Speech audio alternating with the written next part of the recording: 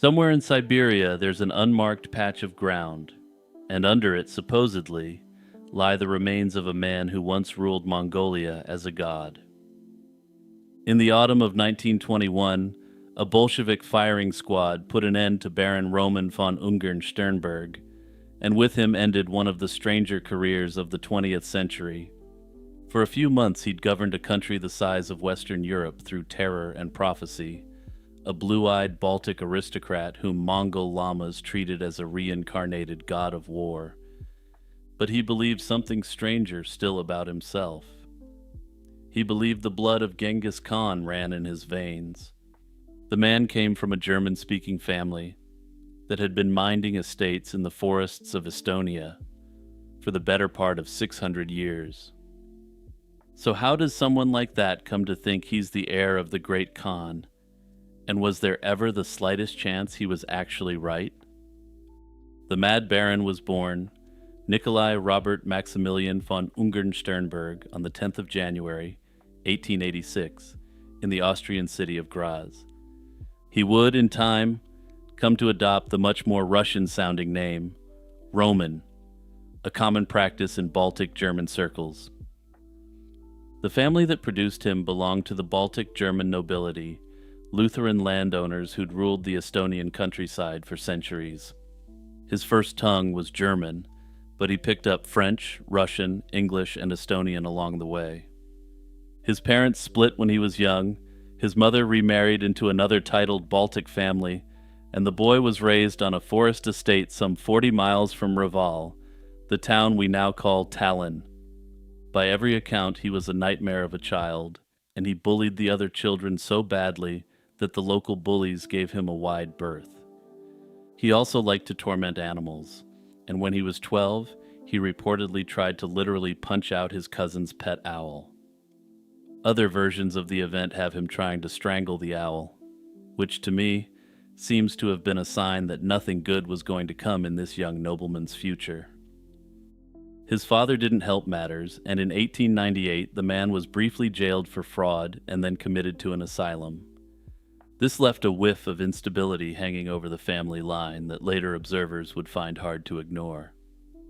The young baron bounced through a military academy, got himself nearly expelled, and was pulled out to go and play soldier in the Russo-Japanese War, though it's not clear he ever fought. He would claim he served honorably, but in the end, the Mad Baron made a lot of what I'll euphemistically call interesting claims. What he carried with him through all of it was an almost religious pride in his own bloodline. He believed with total conviction that his family had never taken orders from common people and never should. He was scandalized by the notion that workers might have any say in running the Russian Empire. When somebody asked whether his people had served Russia with distinction, he liked to answer that at least 70 of his forebears had fallen in war. The number is suspiciously round, but the sentiment was real. This was a man who measured his worth in ancestors who had perished in combat. The other thing that defined him was a hunger for the mystical. At cadet school in St. Petersburg, he fell into the occult and into Buddhism, and he stayed there for the rest of his life. A cousin of his, the philosopher Hermann von Keyserling, knew him well, and later described him as one of the most metaphysically gifted people he'd ever met. He was a man fascinated by Tibetan thought and convinced that geometrical symbols held real power. Keyserling even claimed the Baron could read minds, or at least that the people around him believed that he might have this ability. Whatever the truth of that, the young officer asked to be posted east, to Siberia and the Mongolian frontier. It was here that he fell hard for the nomads, their horses, their religion, and their wide, empty grasslands. He held a special affinity for the Mongols, the Buryats, and the Kazakhs, people whom he viewed as the direct heirs to Genghis Khan. By the time the Old World collapsed in 1917, Ungern was already half converted to a different one. On the Eastern Front of the First World War, the Baron built a reputation as a recklessly brave cavalry officer, decorated again and again for charging into places saner men avoided. Though it wasn't all glory, since the same years brought a court-martial and a spell behind bars after he attacked a fellow officer in a drunken rage. Many of his peers thought he was mentally unwell, though a later psychological examination judged him sane enough, merely bad-tempered. When the empire came apart, he drifted east and threw in with a Cossack warlord in Siberia before striking out on his own. By early 1921, he was driving a ragged, multi-ethnic force he called the Asiatic Cavalry Division south into Mongolia, where he truly earned his place in history. To understand the Genghis Khan claim, we have to understand how the Baron talked about his own family.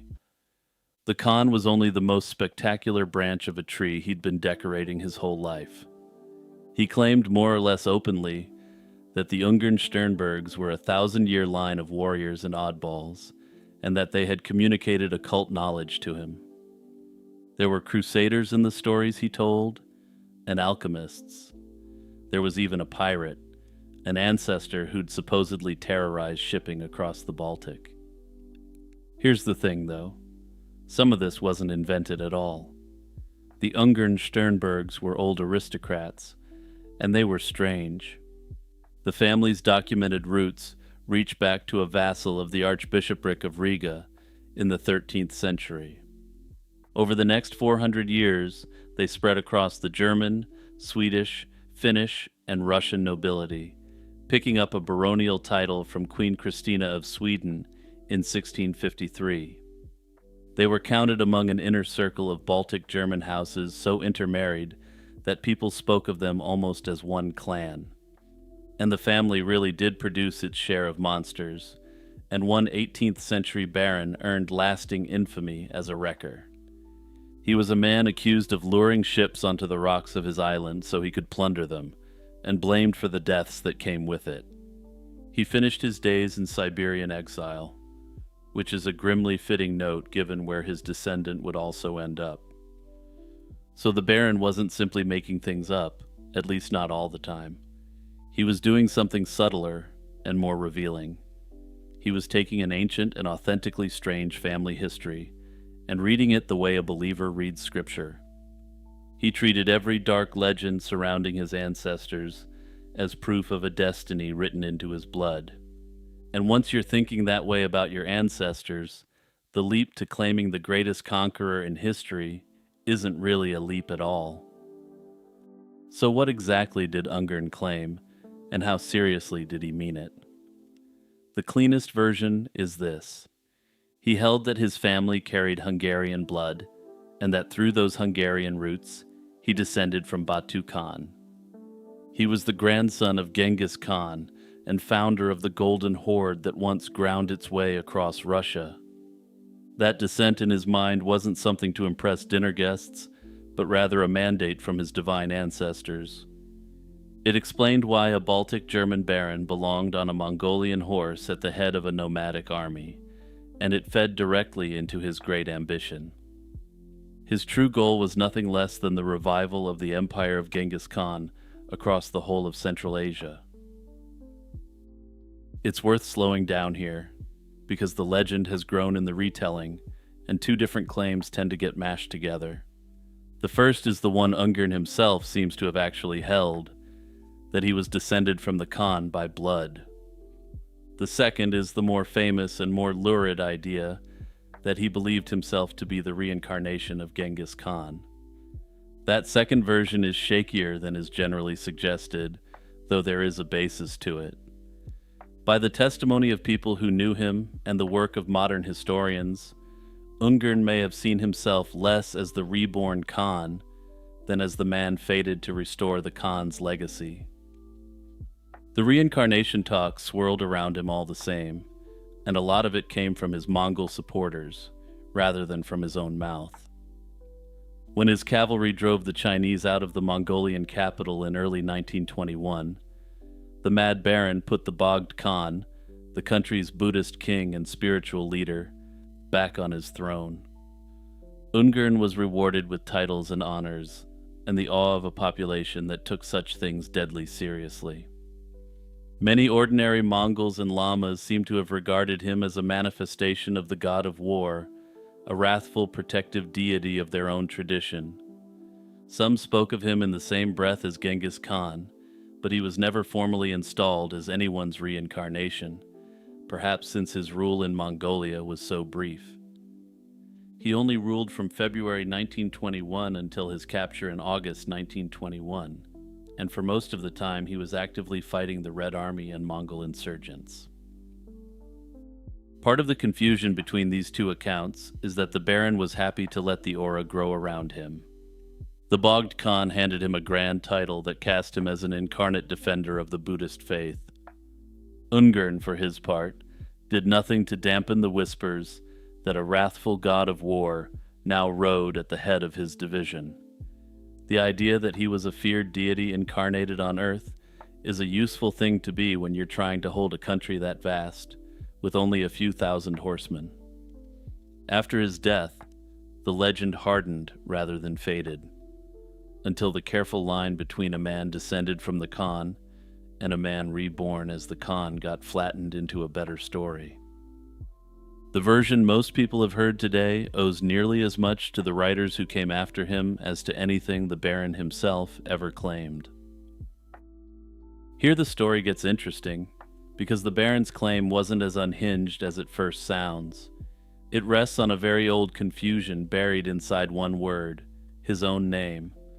In German, the word that gives the family its name simply means Hungarian.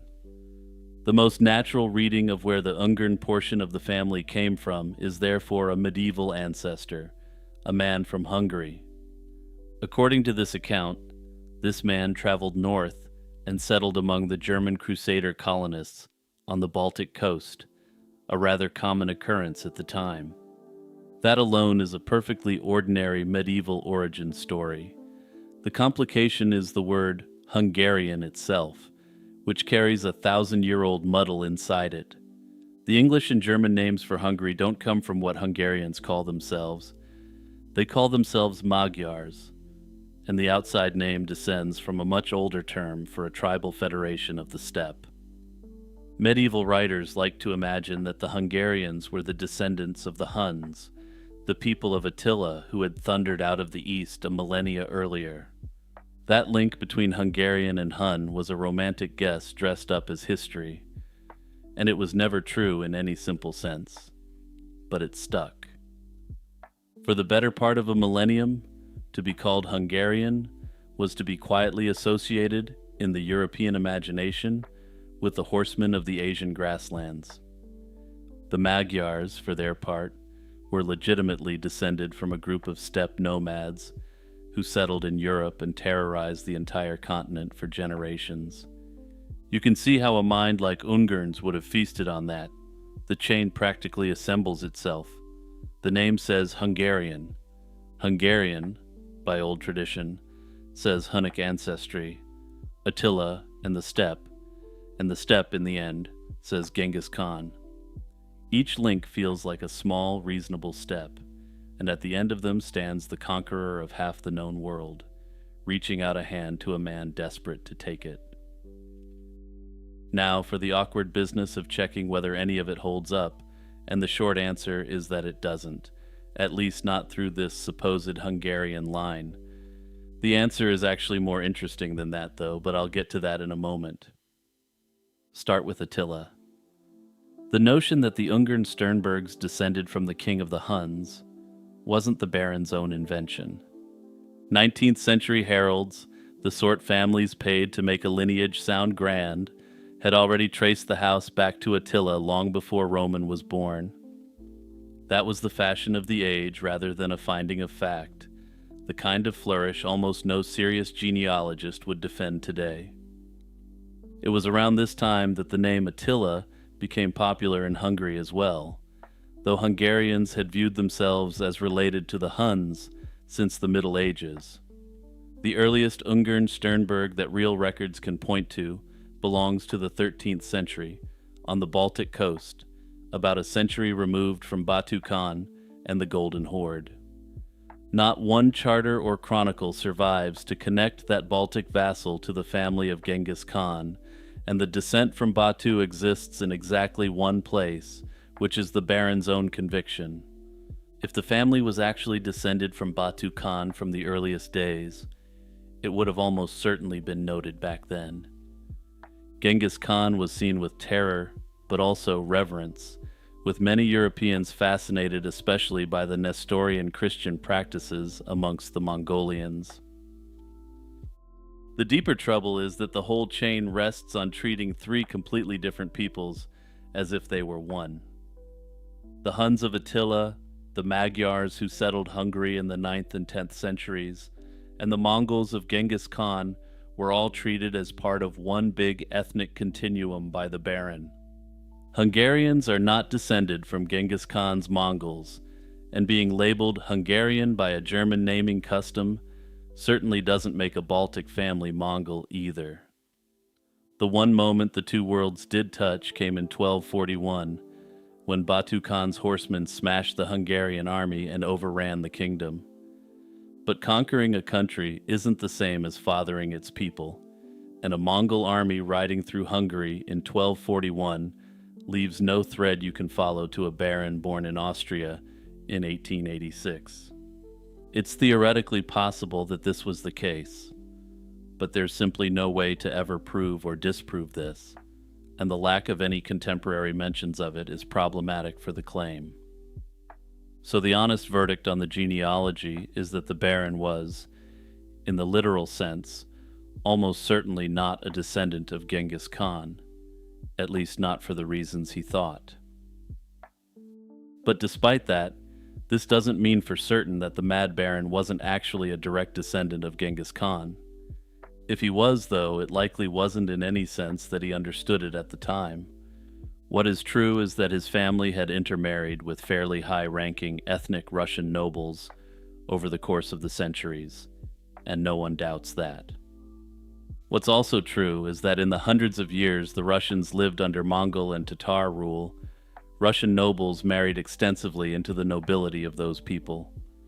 The Mongol and Tatar nobility were, overwhelmingly, actual descendants of Genghis Khan through his grandson, Batu Khan.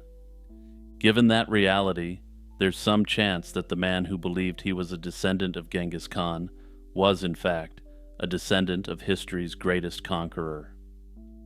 However, there's still yet another little potential snag in this lineage as well, since there's serious doubts about whether Batu Khan's father was actually Genghis Khan's son.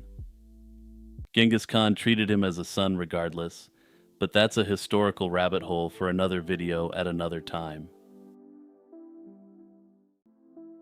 Sometime around the year 248, in a land that wouldn't be called Japan for centuries, a woman died, and her people raised a burial mound over her the size of a small hill.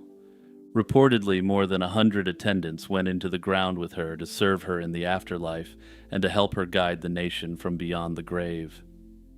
She had ruled something like 30 petty kingdoms, and emperors on the Asian mainland knew her by name and had sent her gold. But here's the part that makes this so bizarre and mysterious.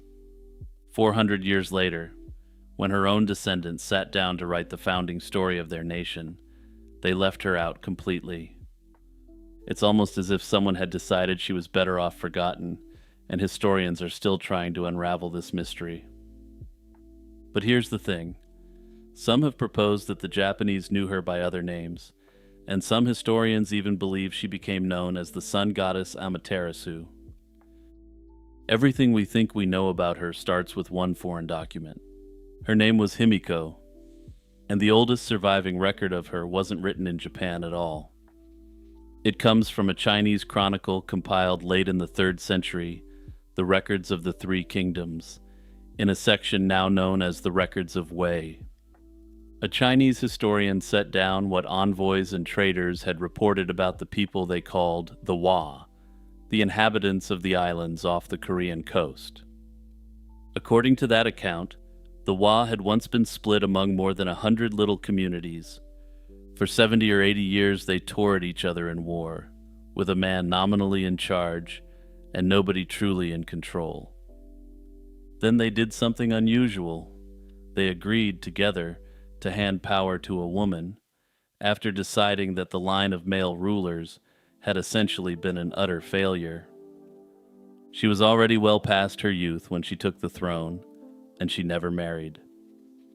The Chronicle says she busied herself with magic and sorcery, a ritual practice the Chinese called the Way of the Spirits, and that she used it to hold the people's loyalty. A younger brother also apparently helped her govern, at least according to this source. Once she became queen, almost no one laid eyes on her, perhaps for fear of the mystical powers she wielded, or the power of her aura alone. She kept 1,000 female attendants and exactly one man, whose whole job was to bring her food and carry her words to the outside world. She lived behind towers and stockades with armed guards who never relaxed. In the year 238, her envoys reached the court of the Wei Emperor, and he wrote back granting her a grand title that effectively named her a friend of his empire. He sent her a gold seal with a purple ribbon and, by some accounts, 100 bronze mirrors. For a ruler on the far edge of the known Chinese world, that was no small thing, and receipt of that gift, at least to the Chinese, implied the submission of Japan. So we have a powerful queen, documented by a foreign court with no need to make up anything of this nature. The problem is what happens when you go looking for her in Japan's own records, and you realize she simply isn't there.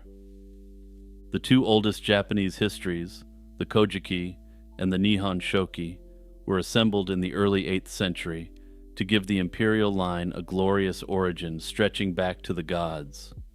They name emperors, empresses, princes, and deities by the 100. They do not name Himiko. Not once.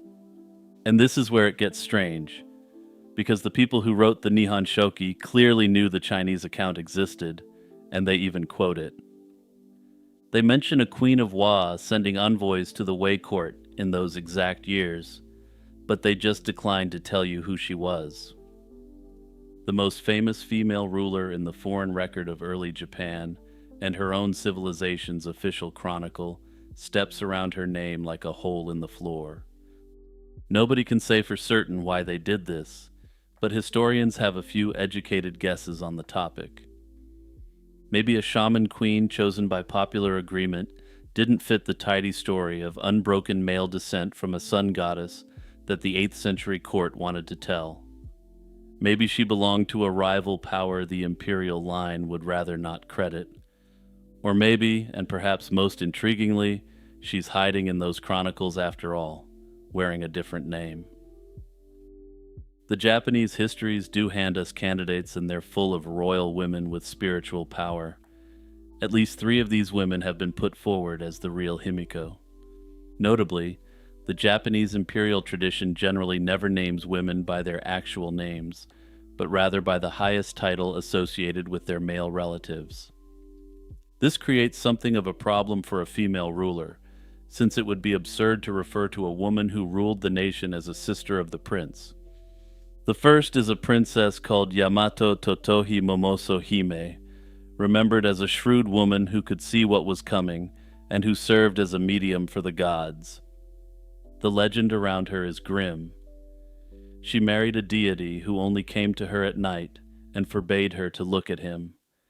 And when she finally did, she found a small snake coiled in her comb box. Shamed, the god fled to his mountain, and in her grief she fell upon a chopstick and perished. The second is Yamato Hime, the princess credited with founding the great shrine at Ise for the sun goddess Amaterasu after years of wandering to find the right spot.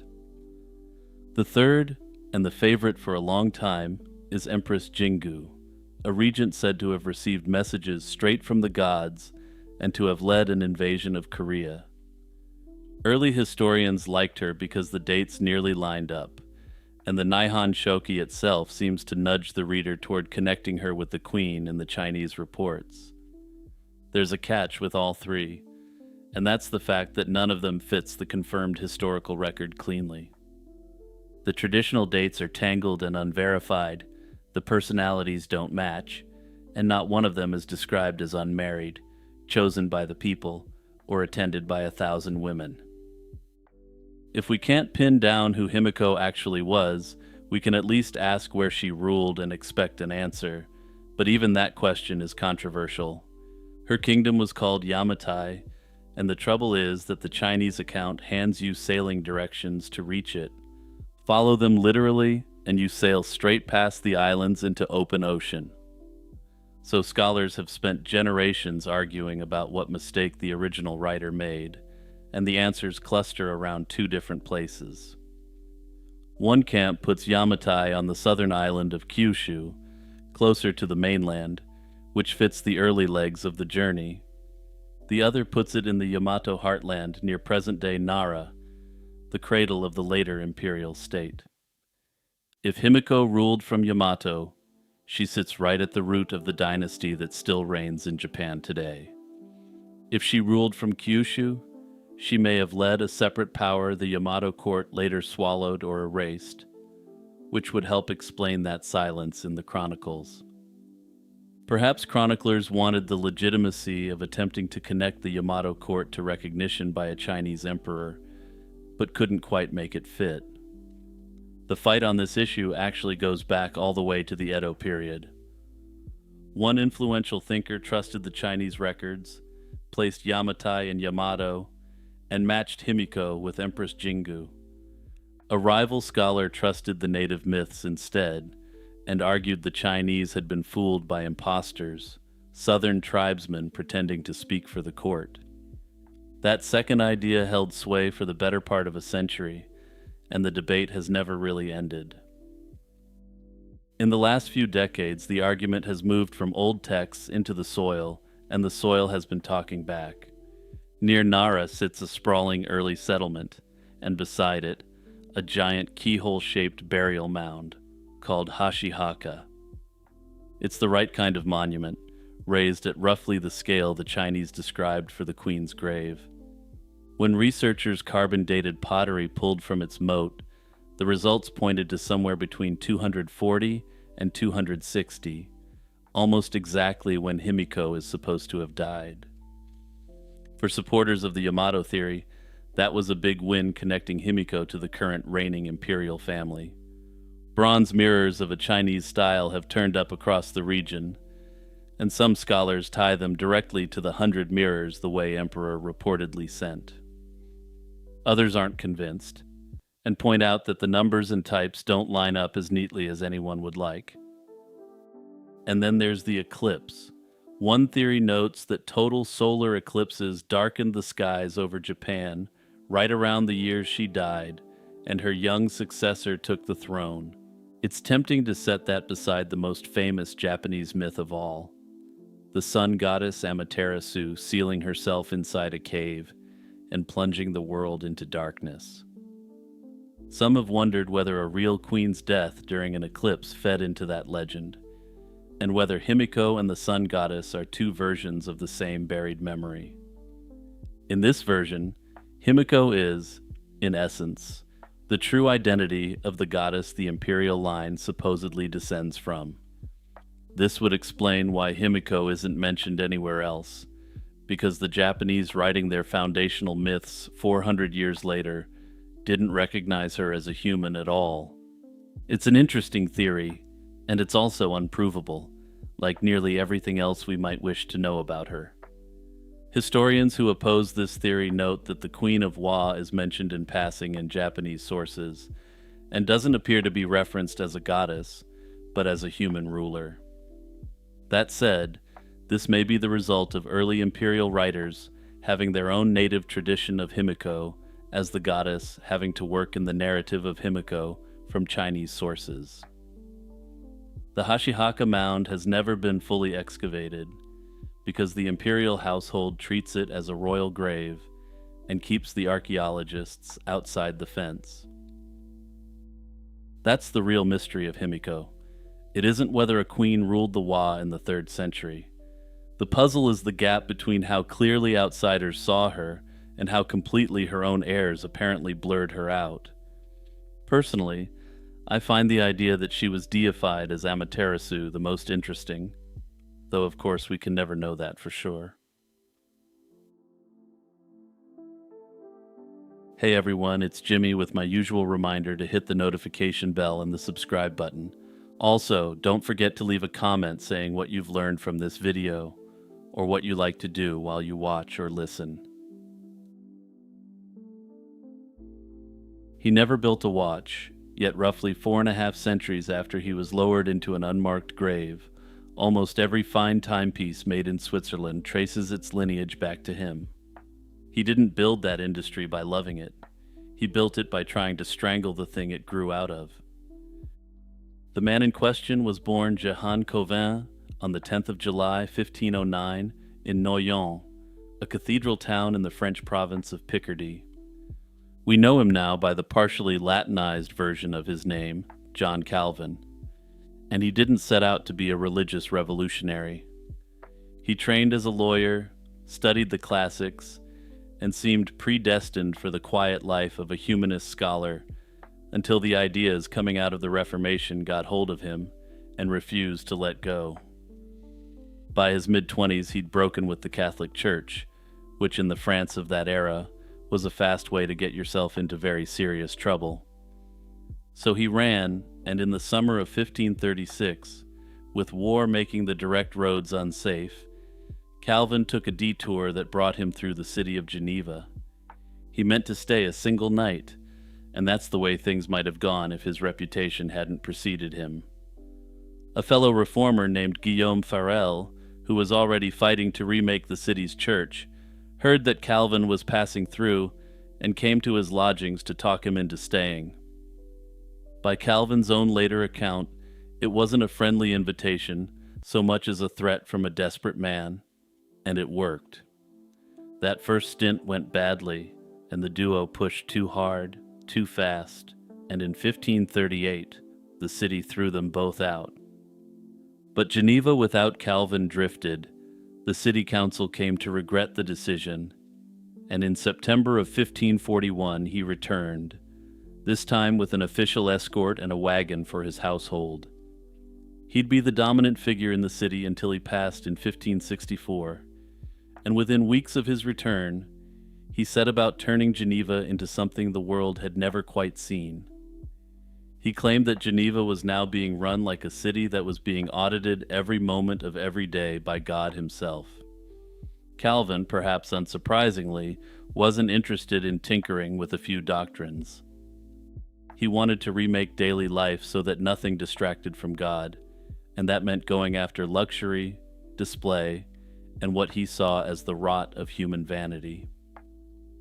The ecclesiastical ordinances that the council passed in November of 1541 set up a body called the Consistory. This was a kind of moral court that could summon ordinary citizens to answer for how they dressed and how they spent their money. Geneva became a place where a gold chain around your neck could quickly turn into a conversation with the authorities. Over the years that followed, the city's sumptuary rules tightened until they reached into the jeweler's shop window.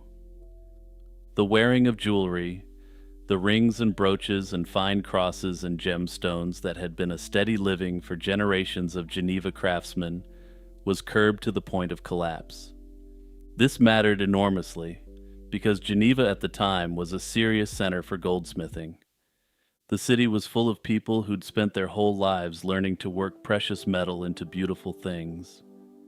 The new order had effectively just told them that beautiful things were finished, and simplicity was in. Now, here's the loophole that changed history. Calvin and his city didn't object to skill or to fine workmanship as such. They objected to vanity. A fine golden cross worn around the neck was seen as a sign of that vanity and spiritual rot, not as a sign of faith. But a watch, at least as the story has come down to us, wasn't vanity at all, even if Calvin personally didn't care for them. In the 16th century mind, it was a useful instrument, a tool for ordering one's time, exactly the kind of disciplined, purposeful object a godly person might reasonably carry. So while the jewelers were forbidden to make a glittering brooch, they were perfectly free to make a precision machine wrought from the same metals. The trade in fine jewels didn't perish, it moved sideways, and the expert craftsmen took their precision tools and knowledge and began building the finest watches the world had ever seen. That's the story as it's usually told, and that's where it usually stopped. But there was actually one additional step that's generally forgotten. Calvin's Geneva had one more ingredient that turned a clever workaround into a genuine industry, and it arrived on foot, carrying its tools. Calvin had made the city a beacon for Protestants across Europe, and Protestants across Europe were increasingly people who needed somewhere to run. From around 1550 onward, French Huguenots began pouring into Geneva, and a striking number of them were master craftsmen. Some had learned the watchmaker's art in the workshops of Paris and Blois, where French kings kept their court clockmakers. They carried that knowledge straight into a city that had just handed them a small army of idle goldsmiths to teach.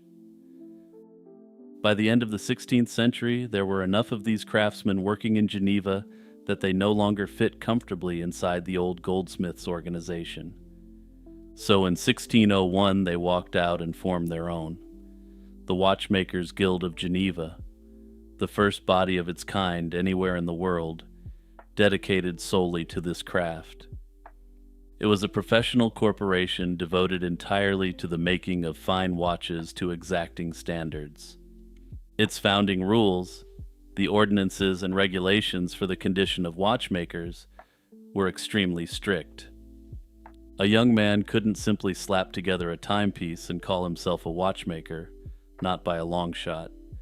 He served an apprenticeship of at least 5 years with a member of the guild, then had to prove himself with a masterpiece judged by those already inside the guild.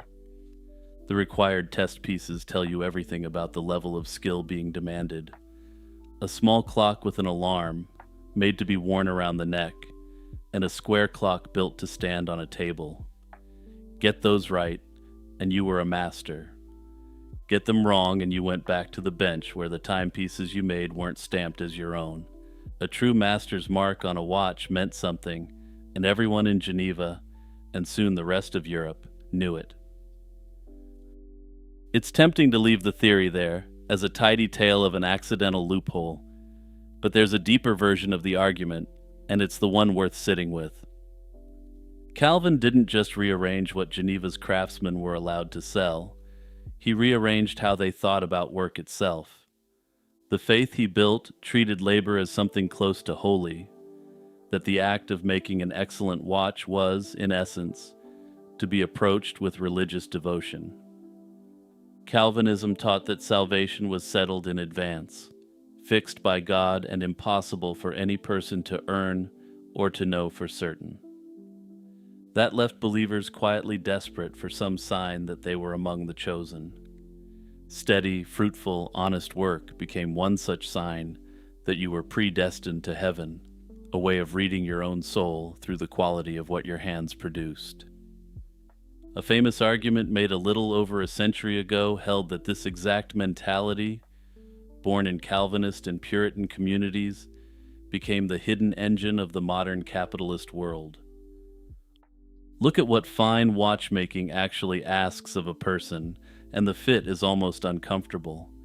It rewards patience to the edge of obsession and punishes the smallest carelessness without mercy, since a watch that isn't precise isn't exactly useful.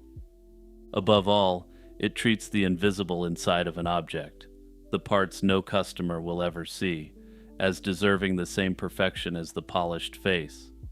That's not a manufacturing standard so much as a moral one, and it happens to describe precisely the temperament Calvin spent his life trying to cultivate in ordinary people. While the sumptuary laws eventually softened and faded, the habit of mind didn't. Long after Geneva stopped hauling citizens before a court for the crime of an extravagant collar or an embellished cross, its workshops kept treating precision as a sacred duty. By the end of the 18th century, Geneva alone was shipping more than 60,000 watches a year into the wider world. Many of the brands that would one day define luxury itself, ironically, wouldn't exist, but for a religious reformer who thought luxury was a sin. Calvin set out to scrub a city clean of glittering, frivolous things, and what he left behind was a tradition that led to perhaps the most exquisitely made luxury the world has ever seen.